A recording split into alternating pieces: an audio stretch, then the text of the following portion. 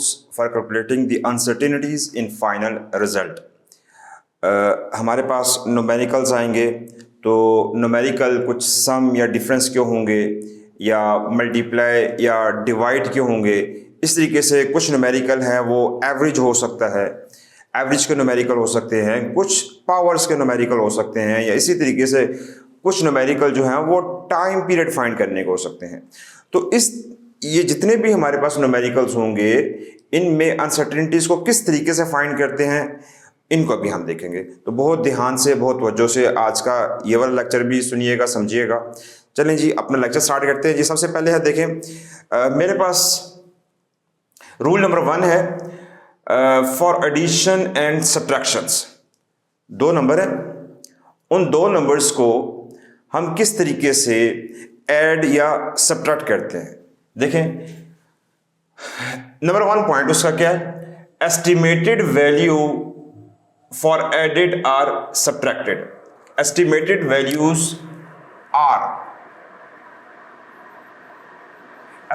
Values are added or subtracted. जो estimated value होगी वो हमेशा एडेड या सब्ट्रैक्टेड होगी।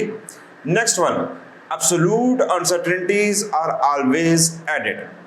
ये पॉइंट याद रखिएगा कि जो एस्टिमेटेड वैल्यू होगी अगर हमारे पास ऐड है तो वो ऐड होगी, अगर हमारे पास सब्ट्रैक्शन है तो वो सब्ट्रैक्ट होगी, लेकिन अनसर्टेनिटी हमेशा ऐड होती है। ये पॉइंट याद रखिएगा, अनसर्टेनिटी हमेशा ऐड होती है। ठीक है जी। ये देखें हमने एक एग्जांपल ली है। लेट्स सपोज मेरे पास ये एक नंबर है x plus minus del x और x मेरे पास क्या 20.7 और इस नंबर में जो अनसर्टेनिटी है वो है 0.1। ठीक है जी। इसी तरीके से एक और नंबर है y और उसमें जो अनसर्टेनिटी है, एब्सोल्यूट अनसर्टेनिटी, वो है मेरे पास 0.1 और y कितना है 15.5। अब मैंने इसको ऐड करना है या सब्ट्रैक्ट करना है, तो किस तरीके से मैं इसको ऐड या सब्ट्रैक्ट करूंगा।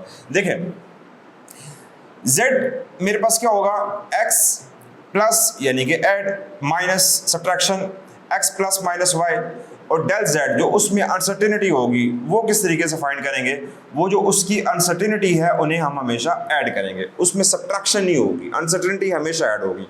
देखें अब सबसे पहले हम क्या करेंगे कि ये जो नंबर है 20.7, x 20.7 और y 15.5, इन दोनों को हमने ऐड किया, इन दोनों को ऐड करेंगे तो देखें 20.7 प्लस 15.5, तो मेरे पास क्या आंसर आएगा इसका 36.2।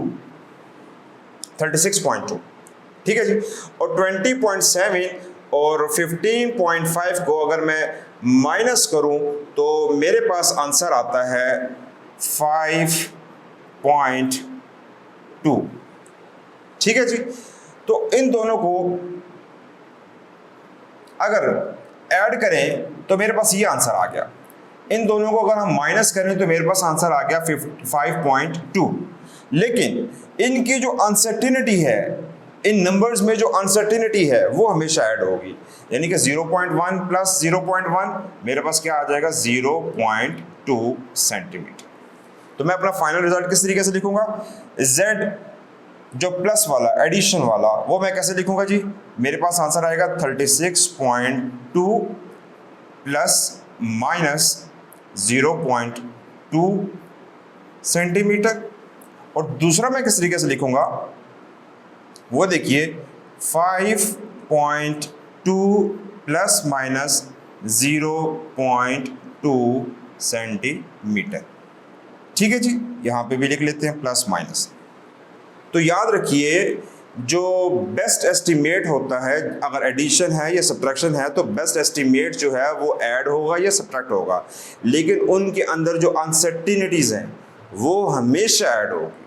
ये पॉइंट आपने याद रखना है कि अनसर्टेनिटी कभी भी सब्ट्रैक्ट, मल्टीप्लाई या डिवाइड नहीं होती, वो हमेशा ऐड होती है। रूल नंबर 2 की तरफ चलते हैं।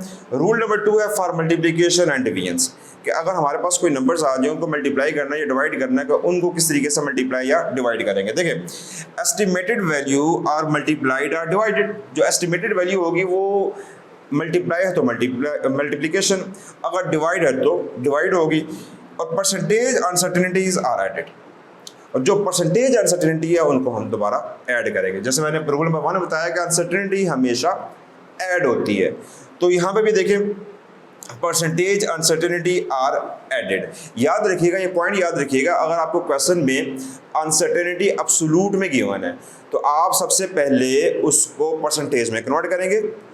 ठीक है, ये किसके लिए रूल है? ये सब्ट्रैक्शन या डिवीजन के लिए। इसी तरीके से पावर के लिए भी आप सबसे पहले एब्सोल्यूट को कन्वर्ट करेंगे परसेंटेज में, फिर परसेंटेज अनसर्टेनिटीज को आपस में ऐड करेंगे और फाइनली जो रिजल्ट आएगा उसको दोबारा हमने एब्सोल्यूट में कन्वर्ट कर देना है। ठीक है, एक एग्जांपल से इस चीज़ को समझते हैं। देखिए हमारे पास वोल्टेज है, उसका जो बेस्ट एस्टिमेट है वो है 7.3 और उसमें जो अनसर्टेनिटी है वो है 0.1। और इस तरीके से करंट में जो बेस्ट एस्टिमेट है वो 2.73 और उसमें जो अनसर्टेनिटी है वो 0.051। ठीक है, और देखें होल एम्पेयर और होल वोल्ट, ये चीज़ मुझे बता रही है कि ये चीज़ जो है वो एब्सोल्यूट अनसर्टेनिटी है। एब्सोल्यूट अनसर्टेनिटी है क्योंकि एब्सोल्यूट अनसर्टेनिटी का यूनिट होता है, लास्ट लेक्चर हम इस चीज़ को पढ़ चुके हैं। देखिए नॉर्मल मेरे पास ओहम्स लॉ का फार्मूला क्या होता है? V equal to I R. मैंने R फाइंड करना है और V equal to I R. मैं क्या करूँगा? R is equal to V by I. तो जो बेस्ट एस्टिमेट है उसको तो सिंपली डिवाइड कर दूंगा, यानी कि V बाई आई कर दूंगा। तो V मेरे पास है 7.3, I है मेरे पास 2.73, इन दोनों को डिवाइड किया तो मेरे पास आंसर आ गया 2.7 ओहम।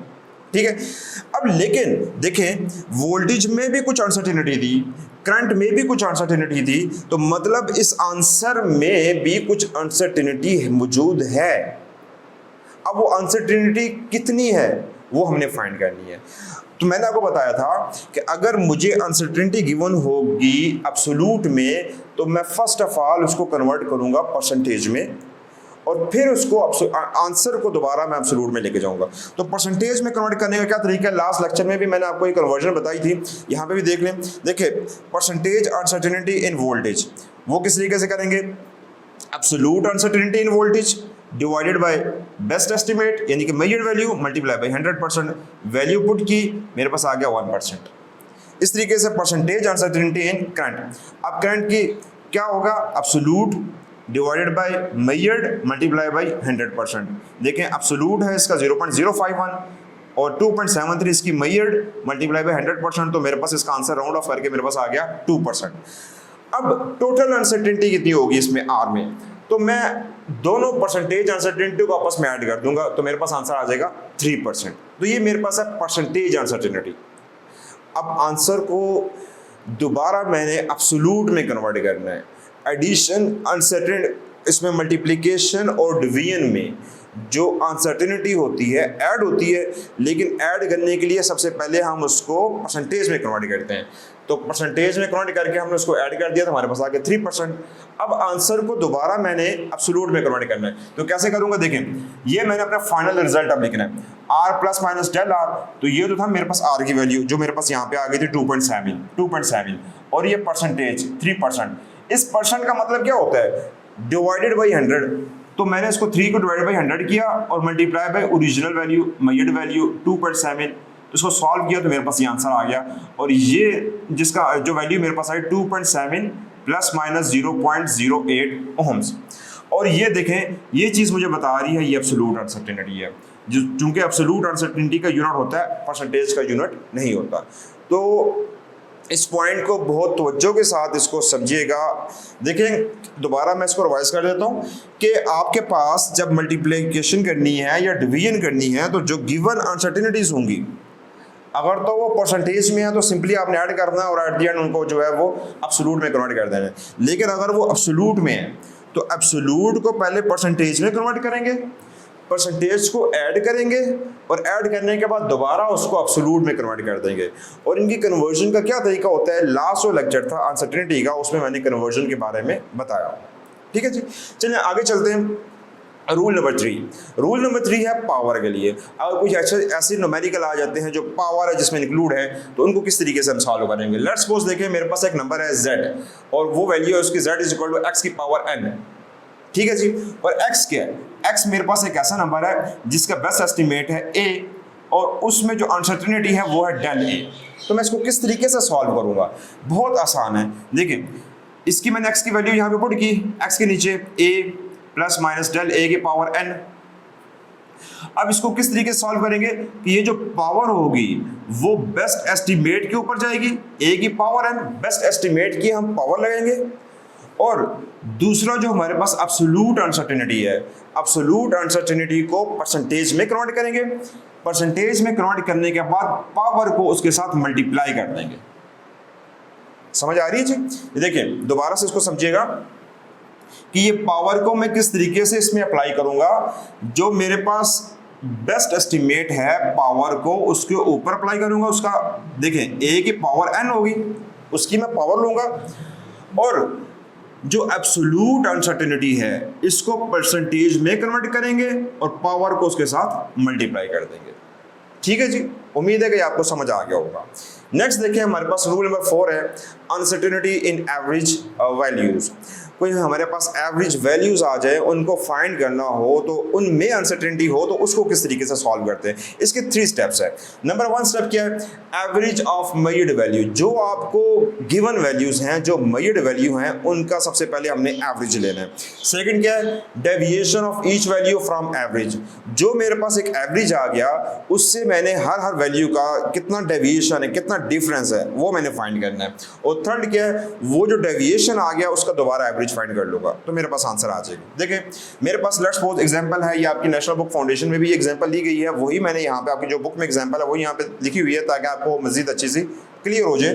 देखिए लेट्स सपोज मेरे पास 3 मेजरमेंट्स हैं। R1 is equal to 1.50 centimetre, R2 is equal to 1.51 centimetre, R3 is equal to 1.52 centimetre. First step क्या देखें, एवरेज ऑफ मेजर्ड वैल्यू।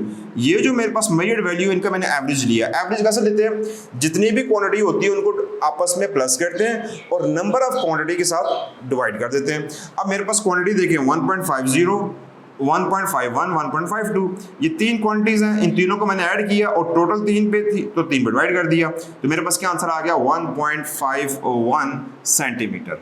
ठीक है, ये रूल नंबर 1। देखें एवरेज ऑफ मेजर्ड वैल्यू, मैंने एवरेज ले लिया। सेकंड स्टेप क्या है, deviation of each value from average. Average से कितना डेविएट कर रही है तो मैंने फाइंड करना। देखें डेल R1 डेविएशन फाइंड कर रहा हूं मैं ऐसे, तो मेरे पास देखें R माइनस R1 ये मेरे पास एवरेज वैल्यू है और ये मेरे पास मेजर्ड वैल्यू है। तो 1.51 एवरेज वैल्यू और मेजर्ड वैल्यू ये वाली 1.50, तो कितना डेविएट कर रही है 0.01 सेंटीमीटर।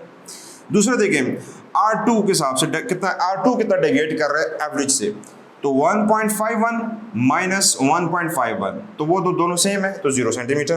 इस तरीके से डेल R3 वो कितना एवरेज से डेविएट कर रहा है, R3 जो है वो एवरेज से कितना डेविएट कर रहा है 1.51 माइनस 1.52 तो वो 0.01 सेंटीमीटर। इसका माइनस नहीं आएगा क्योंकि ये जस्ट हम डेविएशन देख रहे हैं कि कितना डेविएट कर रहा है, डेविएट कर रहा है कितना एवरेज से, तो इसका भी आंसर जो है वो 0.01 सेंटीमीटर आ गया। थर्ड पॉइंट क्या है, जो मेरे पास ये डेविएशन आई है इनका फिर मजीद मैंने मीन फाइंड करना है। देखें ये मेरे पास आ गए deviations, this one is the deviations, इनका दोबारा मीन फाइंड करूंगा। थर्ड स्टेप मीन डेविएशंस, तो देखें 0.01 प्लस 0 प्लस 0.01 डिवाइडेड बाय 3 तो मेरे पास आंसर आ गया 0.007 सेंटीमीटर। ये राउंड ऑफ करके 0.007 सेंटीमीटर मेरे पास ये आंसर आ गया। तो एवरेज में अनसर्टेनिटी इस तरीके से फाइंड करते होते हैं कि आंसर कोई भी हमारे पास नंबर थे, ये नंबर थे, तो इसमें अनसर्टेनिटी फाइंड करने का ये तरीका है। उम्मीद है कि आपको ये समझ आ गई होगी। ये 3 स्टेप आपने याद रखने हैं कि सबसे पहले हम जो भी गिवन होगा उसका एवरेज लेंगे, जो हमारे पास आंसर आ गया एवरेज का। सेकंड स्टेप क्या है, हर नंबर का हमने देखना है कि एवरेज से कितना डेविएट कर रहा है, वो हमने फाइंड कर लिया। थर्ड स्टेप क्या है, वो जो डेविएशंस थी उनका फिर हमने दोबारा एवरेज ले लिया, तो वो जो आंसर आएगा वो मेरे पास इसकी अनसर्टेनिटी हो जाएगी। लास्ट रूल देखिए, रूल नंबर 5 है अनसर्टेनिटी इन टाइमिंग एक्सपेरिमेंट्स। कोई भी हमारे पास ऐसा एक्सपेरिमेंट हो जिसमें हम टाइम पीरियड फाइंड करते हैं तो उसमें अनसर्टेनिटी हो तो वो किस तरीके से फाइंड करते हैं। बहुत आसान है। देखें सबसे पहले तो आपने टी फाइंड करना है, मेजर्ड वैल्यू फाइंड करनी है। मेजर्ड वैल्यू या एस्टिमेटेड वैल्यू किस तरीके से फाइंड करते हैं, times of multiple vibrations, vibrations complete होने में कितना टाइम लगा और नंबर ऑफ वाइब्रेशंस और कितनी वाइब्रेशन हुई। लेट्स सपोज 20 वाइब्रेशन कंप्लीट हुई और उसको कंप्लीट होने में जो टाइम लगा वो 35.2 सेकंड्स लगे, तो मेरे पास कितना टाइम आ गया, तो time divided by number of vibration, तो मेरे पास एक वाइब्रेशन का टाइम आ गया 1.76 सेकेंड्स। अब अनसर्टेनिटी किस तरीके से फाइंड करते हैं, देखें डेल टी, जिस इंस्ट्रूमेंट से मैंने टाइम फाइंड किया वो है स्टॉप वॉच, और स्टॉप वॉच का लीस्ट काउंट होता है 0.1 सेकेंड, तो least count divided by number of vibrations, तो 0.1 divided by 20, number of vibrations कितनी थी 20, तो यहां पे भी देखें नंबर ऑफ वाइब्रेशन 20, तो लीस्ट काउंट स्टॉप वॉच का least count, this is the least count of stop watch, उसको लीस्ट काउंट को मैंने नंबर ऑफ वाइब्रेशन से डिवाइड किया, मेरे पास आंसर आ गया 0.005 सेकंड्स। अब टोटल आंसर किस तरीके से लिखेंगे हम, मेजरमेंट्स अपनी किस तरीके से लिखेंगे, बेस्ट एस्टिमेट 1.76 और इसमें जो अनसर्टेनिटी थी वो कितनी आ गई 0.005 सेकंड्स, तो ये मेरे पास जो है वो बेस्ट इसका बेस्ट एस्टिमेट आ गया और ये इसमें अनसर्टेनिटी आ गई। दोबारा देख लिए किस तरीके से हमने इसको किया, टाइम किस तरीके से फाइंड किया कि वाइब्रेशंस को कंप्लीट होने में कितना टाइम लगा और कितनी वाइब्रेशन हुई, वो मेरे पास ये आ गया, और उसमें अनसर्टेनिटी कितनी हुई, least count divided by number of vibrations. तो ये हमारे पास टोटल 5 रूल्स हैं। तो इन नेशनल बुक फाउंडेशन में की जो बुक है फिजिक्स की, उसमें ये 5 रूल्स हैं, और जो दूसरी KPK है या पंजाब टेक्स्ट बुक के जो हमारे पास बुक है उसमें जो है वो लास्ट वाले ये 2 रूल्स इंक्लूड नहीं है, अनसर्टेनिटी इन एवरेज वैल्यू या अनसर्टेनिटी इन टाइम एक्सपेरिमेंट, वो रूल नंबर 3 तक है। तो उम्मीद है कि ये सब के लिए जो है वो समझ आ गई, अगर कोई पंजाब का है या KPK वाले पढ़ रहे हैं या नेशनल बुक फाउंडेशन वाले हैं, तो ये सब को उम्मीद है कि ये समझ आ जाएगा। कोई भी किसी किस्म का भी क्वेश्चन हो